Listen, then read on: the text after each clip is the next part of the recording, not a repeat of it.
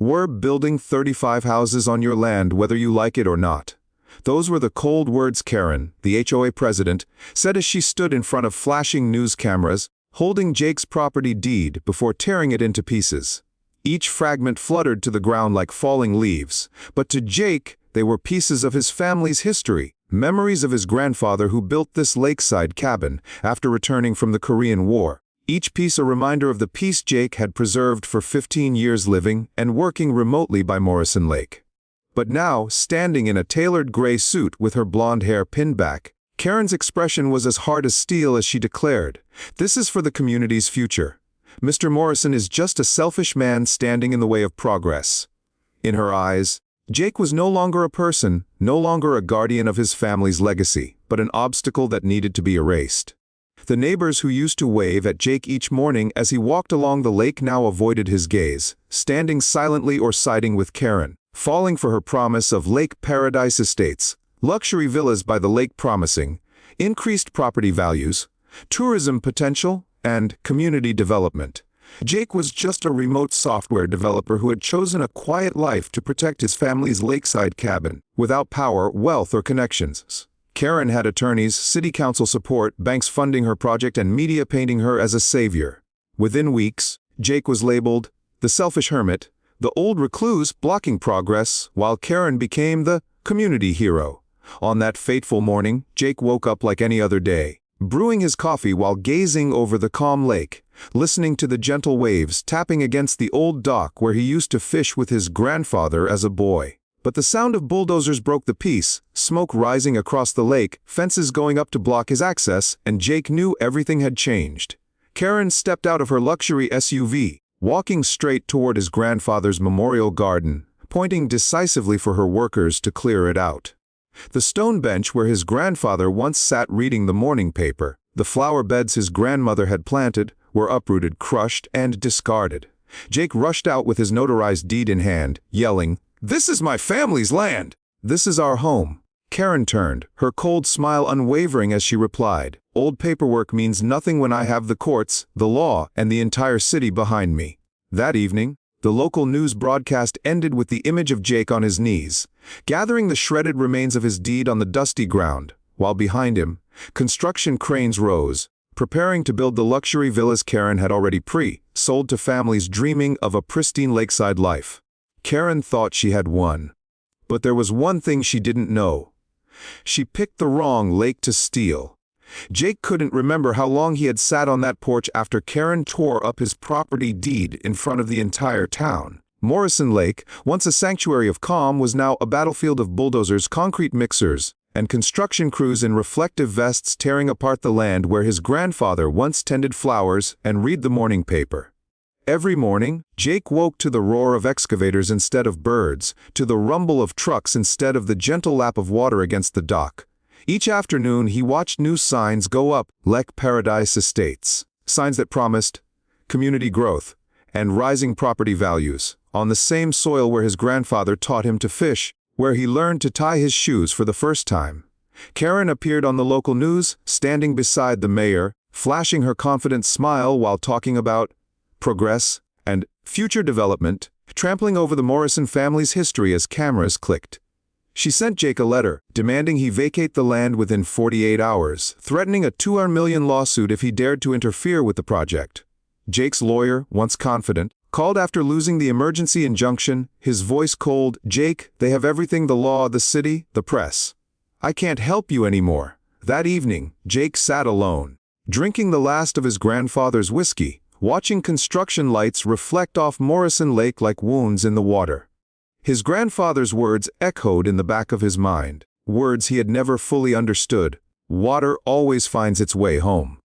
He had shrugged it off as the ramblings of an old man, but now, as the lights flickered on the water's surface, he wondered if it was a message.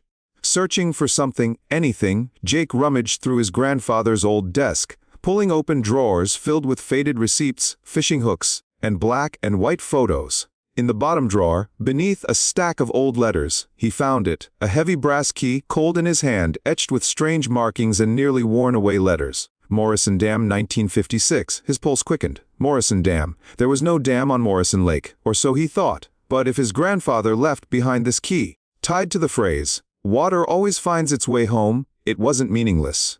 Connor, Jake's college roommate and only true friend, arrived from Denver the next day. He came with a camera, cold sandwiches, and a spark of energy Jake had lost.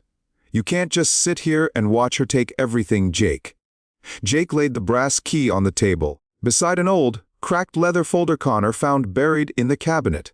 Inside was a faded engineering blueprint labeled Morrison Dam. They spread the blueprint under the lamplight. It detailed a hidden dam system built in 1956, complete with underground water channels, a control valve system, and a floodgate capable of raising Morrison Lake by 3 feet, enough to flood the 35 luxury villas Karen was building. Connor looked at Jake, eyes widening. "Karen wants 35 lakeside villas. Let's give her 35 swimming pools." Jake said nothing, his eyes locked on the lake, remembering his grandfather's firm voice, his quiet resolve, his lessons about protecting what mattered. That night, Jake and Connor strapped on headlamps, backpacks, and followed the path his grandfather once walked, deep into the woods behind the lake. Branches clawed at their arms, roots twisted underfoot, but they pressed on, guided by the faded map and memory.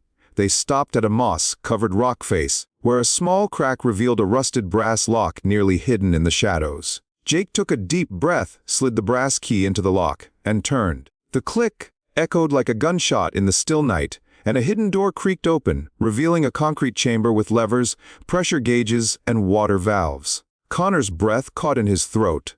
"Are we ready to do this?" Jake stared at the control panel, the dials, the heavy levers, feeling the weight of generations behind him. There's no turning back now. Karen thought she had won. She thought she could erase the Morrison family's legacy with bulldozers, lawyers, and press conferences. She didn't know she had picked the wrong lake to steal. As the heavy concrete door creaked open, a rush of damp, cool air met Jake and Connor. Their flashlights swept across the hidden dam's control room, illuminating dust, covered gauges, steel levers, and water release valves that looked like a time capsule left behind by Jake's grandfather, waiting for the day it would be needed. Connor stood frozen for a moment.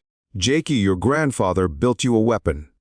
Jake gripped the cold steel of a lever, feeling the weight of generations in the chill against his palm. He studied the handwritten notes and engineering markings, the precise calculations in his grandfather's steady hand. In 1956, before local authorities seized control of lake management, his grandfather had built this system under fully legal water rights, ensuring the family retained control of Morrison Lake's water levels. And he had left it behind for Jake, as a promise that the Morrison family would never surrender their lake without a fight. Connor opened his laptop, launching topographic software paired with his drone mapping data. They input the lake's measurements, surrounding terrain, and exact GPS coordinates of Karen's 35 luxury villa foundations. The result was chilling and perfect. If they raised the lake's water level by just 3 feet, every villa foundation would flood, submerging Karen's empire under the water she had stolen. Connor looked up at Jake, determination flashing in his eyes. Karen made her villas too close to the shoreline for a pretty view. She built her own grave. Jakey's jaw tightened as memories of his grandfather's garden crushed under bulldozers, the shattered stone bench, and Karen's smug smile as she tore up his deed flickered through his mind. The fear was gone now, replaced by a cold, clear resolve. We're going to let the lake reclaim what's ours. Connor quickly began setting up multiple livestream cameras with battery backups, ensuring they could capture every moment of what they were about to do. "Jake, this isn't just about your family anymore. We're going to let the world watch justice in real time." That night, Jake sat on the porch, the brass key lying on the table beside him. He lit a cigarette, smoke curling into the crisp night air as moonlight shimmered across the calm lake.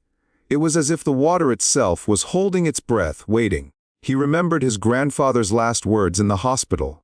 "If they ever try to take our lake, let the water speak."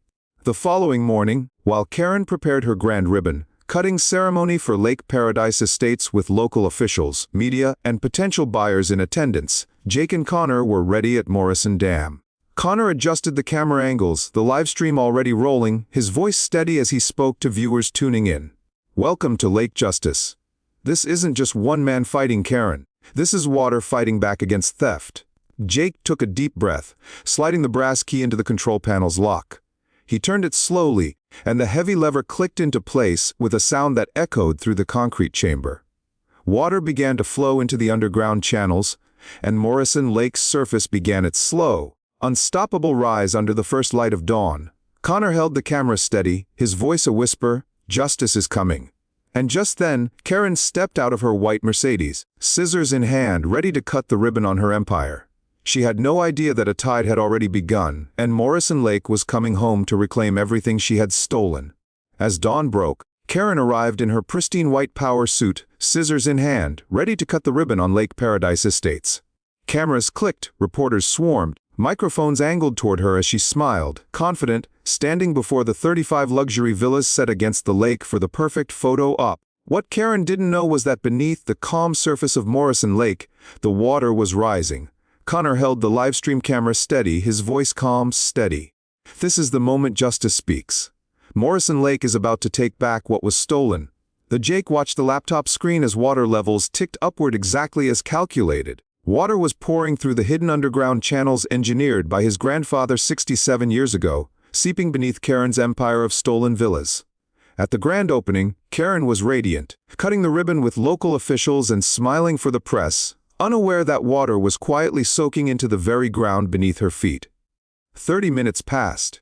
Construction workers began shouting as water started seeping up through the foundations, turning the freshly packed soil into thick mud. They scrambled to get pumps, but it was useless. The water rose faster than they could fight it, creeping up the villa walls, darkening the concrete.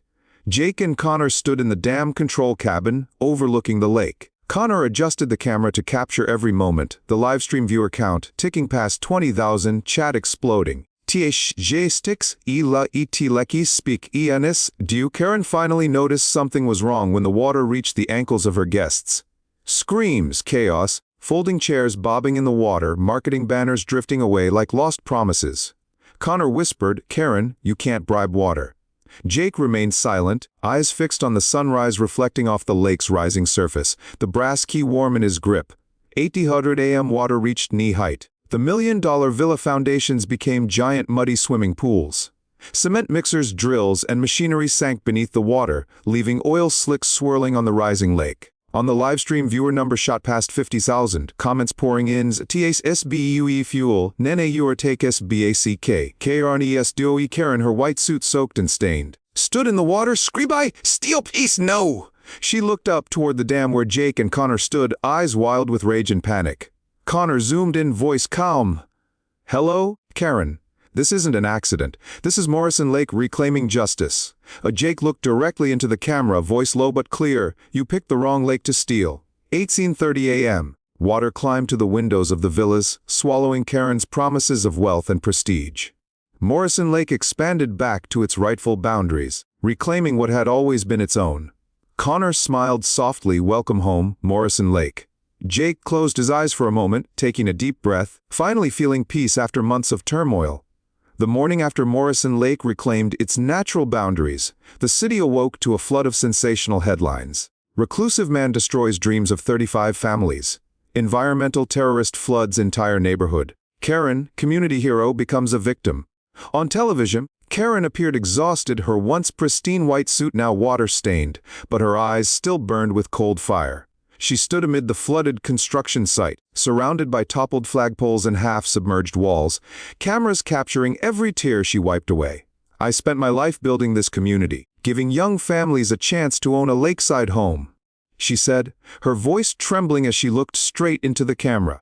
And Jake Morrison decided to destroy everything. The media storm hit like a hurricane. On Facebook, Twitter, and YouTube, hashtag surge. "Fef Jake the terrorist Fay Lake disaster." Current the victim. Jake sat in his cabin, the glow of his phone screen lighting up message after message. "I hope you drown. You're a monster, destroying people's homes. You deserve to be in prison." Connor stepped inside, setting down a cup of coffee, eyes heavy but clear. "They don't know the truth, Jake," he said quietly. Jake lifted his head, eyes bloodshot but steady. "They will." Connor began editing a counter live stream replaying every frame of footage they had captured. Karen laughing as she ripped Jake's deed in front of cameras. Karen directing bulldozers to destroy the memorial garden built by Jake's grandfather. Drone shots revealing the villa foundations built on the lake's natural floodplain. Historical maps showing the lake's boundaries before illegal development. Connor adjusted the microphone, determination settling in his voice. If they want the truth, let's give it to them. The live stream went live. Connor appeared on screen, voice calm but unwavering. Before you condemn Jake Morrison, watch what we're about to show you. The video split into two screens. On the left, Karen crying as she spoke about community dreams. On the right, a recording of Karen during a planning meeting, smirking as she said, "Who cares about fish or marshland? We need cheap lakeside land. Buyers will pay top dollar." Comments began to shift. Wait, what did she just say? I thought she was the hero. Wow, with the viewer count skyrocketed from 10,000 to 30,000, then 70,000. New hashtags began trending. Fi Lake Justice Karen exposed FUD Justice for Morrison Lake. Karen quickly realized her narrative was collapsing. She called her lawyers, filed takedown requests, and threatened lawsuits against Jake and Connor, demanding the livestream be removed. But it was too late. The truth had escaped her control. Connor glanced at Jake, a tired but genuine smile breaking across his face. They're seeing it now, Jake. Jake looked out at Morrison Lake, shimmering under the evening light, feeling a mix of relief and lingering grief. They're not just seeing a lake, he replied quietly. They're seeing justice. For the first time since Karen arrived, the water was no longer Jake's only weapon. Once revealed, the truth was stronger than any dam ever could be. The county courthouse was packed with reporters, cameras streaming live, and townspeople pressing against the glass to watch. The air was heavy, the kind of silence that comes before a storm. Karen walked in first, dressed once again in a crisp white suit, holding a thick folder of documents, her face cold and proud. Jake followed, slipping his grandfather's brass key into his pocket, breathing deeply. Connor came last, carrying the hard drive with every piece of evidence they had gathered. The trial began. Karen's attorney stood confidently, projecting his voice across the courtroom. Jake Morrison willfully destroyed 35 family homes, causing millions in damages, displacing innocent families, he declared. They displayed footage of flooded villas, crying children, shocked families, and Karen's tearful television interviews as she spoke about building a happy community. Many in the gallery nodded in sympathy, believing they were witnessing the downfall of a monster.